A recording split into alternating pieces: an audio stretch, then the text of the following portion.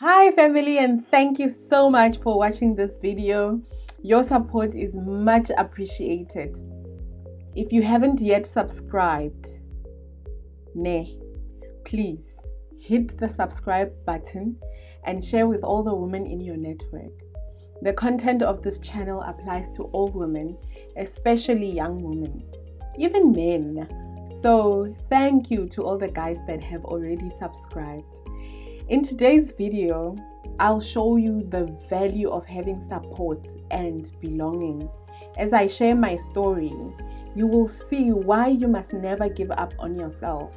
Your progress, even though might not be at the pace that you desire, it is progress. Every step counts. And even if you take 10 steps back, like I did sometimes in my journey, never give up on yourself, because God never gives up on you.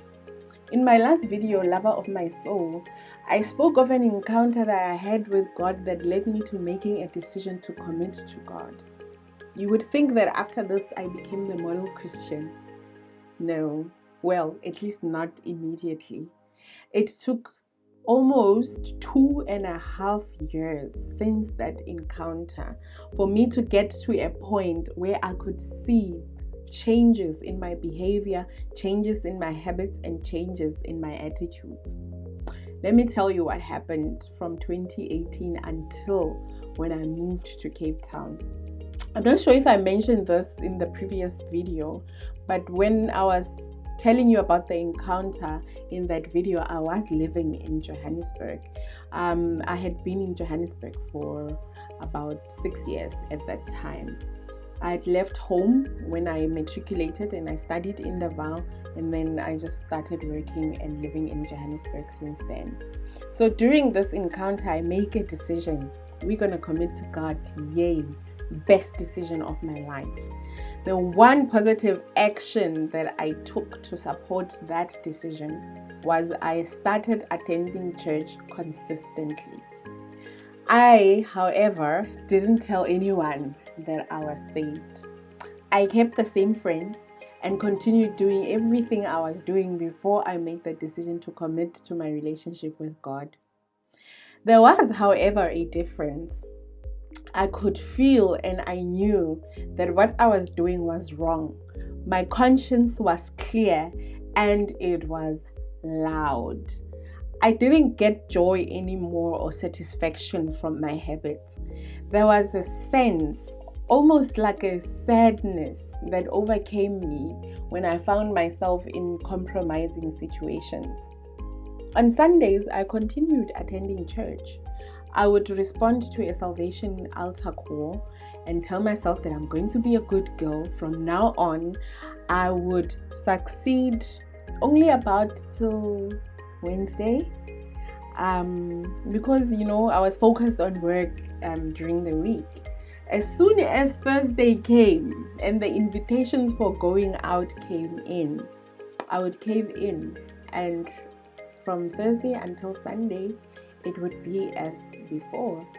And then on Sunday I'd be convicted again and respond to an altar call, because I thought, after the week I had, I'm sure I'm no longer saved. Of course I know better now. But it was only in 2009 when I started attending a cell group that I felt like I was really beginning to grow spiritually. I would sit at cell and listen to people talk about God like they were talking about a close friend that they knew personally. I wanted that for myself. I wanted to know God. And as I continued attending church and cell, I started to know more about God. Not only about God, but I started to know God. How the people at cell spoke to me, how they loved me even though I was practically a stranger, was amazing. I felt accepted, and being in this environment intensified my desire to know God and to live right. As for my friends, my colleagues, etc., I still didn't tell them that I was saved, and I still kept the same friends and the same relationships and still kept on going to the same places and doing the same things. This was self-sabotage at its highest level. I didn't position myself for the change that I needed to go the change that I needed in order to go to where I needed to go. I guess I found it difficult. As much as I was saved, I wasn't ready to let go of toxic relationships, which at that time I didn't want to admit that they were toxic.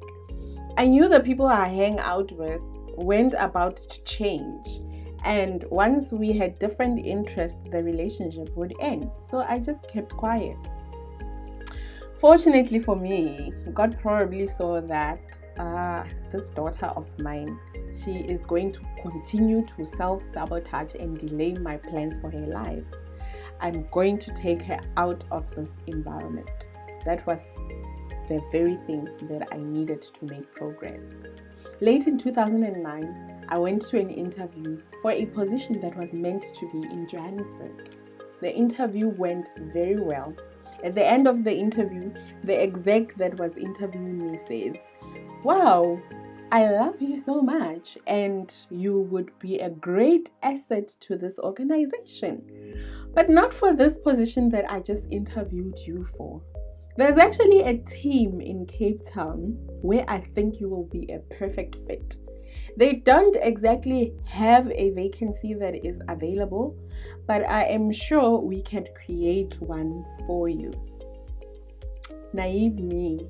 Even at that time, I don't even see the hand of God in that process.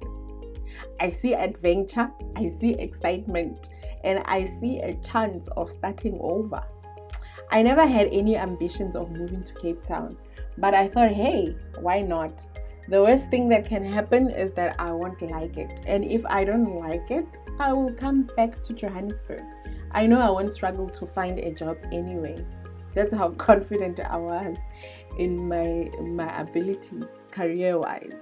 I remember my friends were teasing me in the various farewell parties, and they were saying, you are wasting our time because we know that we will be planning a welcome back party in January before the end of 2010. Yeah, I'm glad though that I took the decision to move to Cape Town. I will tell you what happened in 2010 when I got to Cape Town in my next video. So what are the lessons that I want to share with you today that we got from this short story from today? I hope you pick them up as I was sharing along during the video. I intentionally left the lessons to the end because I want to encourage you to listen intentionally.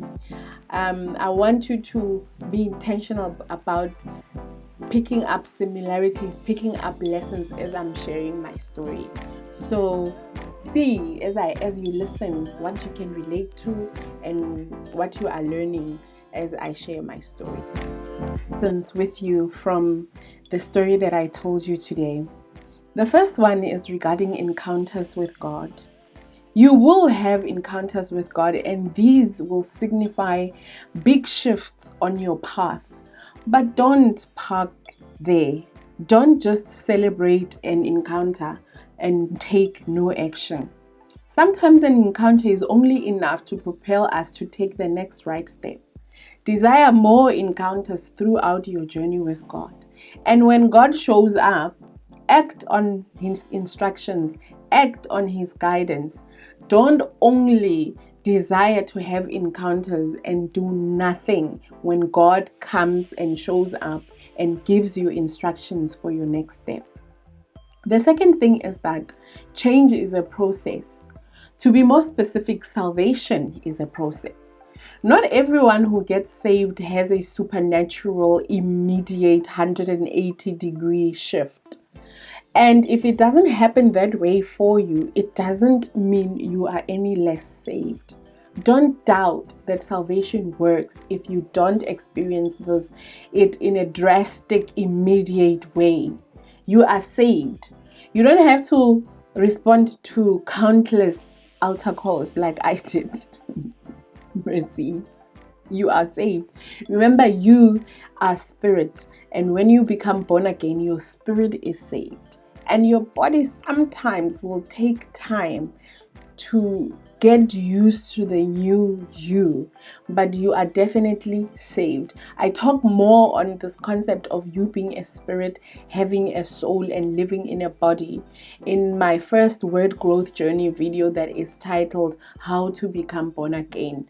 If you want to learn more about that, please visit that video and watch. The third lesson is that you must not allow fear to keep you bondage to sin.